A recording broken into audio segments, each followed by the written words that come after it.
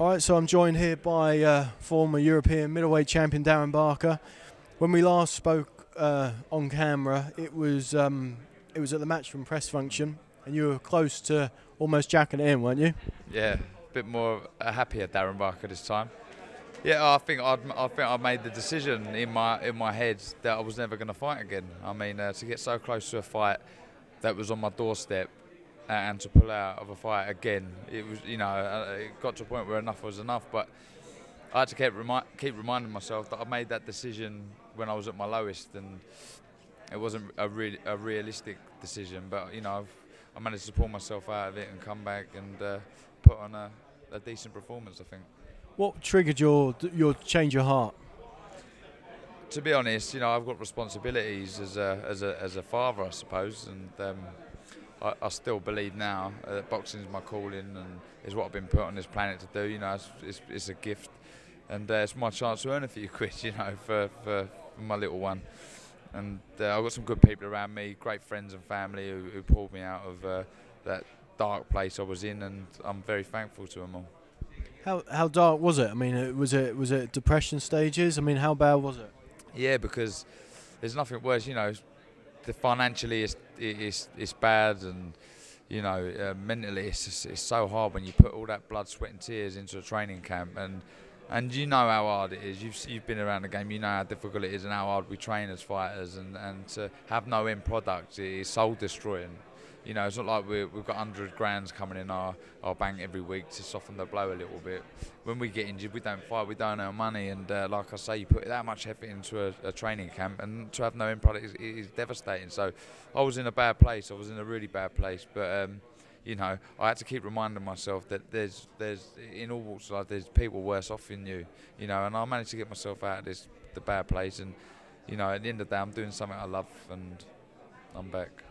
Now, like you say, you did look very impressive against Kerry Hope. Did you think you had that kind of performance in you coming back after the layoff? I think I had to prove to myself that performance was there, because you can only listen to so much hype, people around you saying, you can do this, you can do that, but it takes a performance like that to sort of give you that encouragement back. And I was happy. I was happy with the way I performed, and it's just a matter of now getting back up to the world level and fighting for world titles again, because I don't think I'll be content now until I win a world title, because I believe I've got one in me.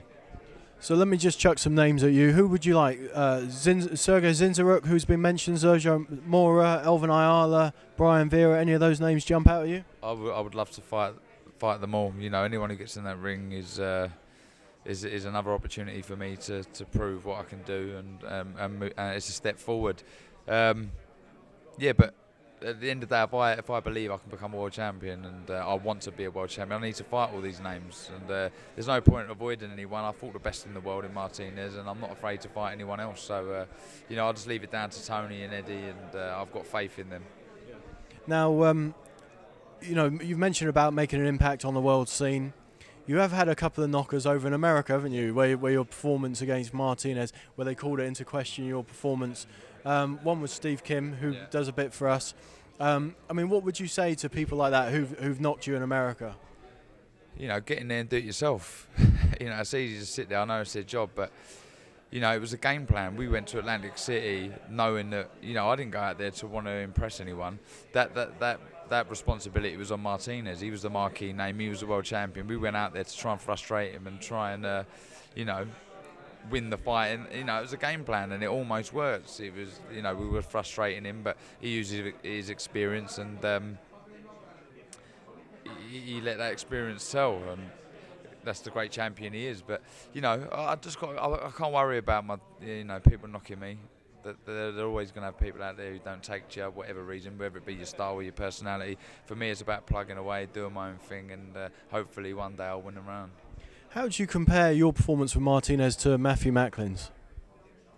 Well, a little, if I was to give myself praise, no one even mentioned uttered Martinez's name before I fought him. No one wanted to go near him. He was so avoided. I said to Eddie, look, if I want to be the best, I've got to beat the best. So I, through Twitter and Eddie and some of his, Martinez team, the fight got made. And then after that fight, everyone wanted to fight him. you know, that they sort of understood that he wasn't. Well, I don't know if it was down to my performance or or what, but people wanted to get in there with him then, and you didn't see Macklin calling out Martinez's name before that. It wasn't until I fought him, and you know what you're going to get with Macklin. He walks forward, he's strong, he's tough, he's a big puncher, so he's always going to be in exciting fights. But I thought I'd done a better job. Is that still one that you want, a Macklin fight? 100%, because I want to prove I'm the best in the division, and I think it's a winnable fight for me, and I mean this in no disrespect to Matthew Macklin whatsoever. I respect him as a fighter and what he's done, but to be honest, I think I can win that fight with relative ease. I think his style is all right for me. I think I can. I can make it an easy night's work, and like I say, I don't want to sound cocky or anything like that. I feel I've got his number. You mentioned about having another mouth to feed ahead of Christmas. It's always a very tough time for your family because your brother passed away.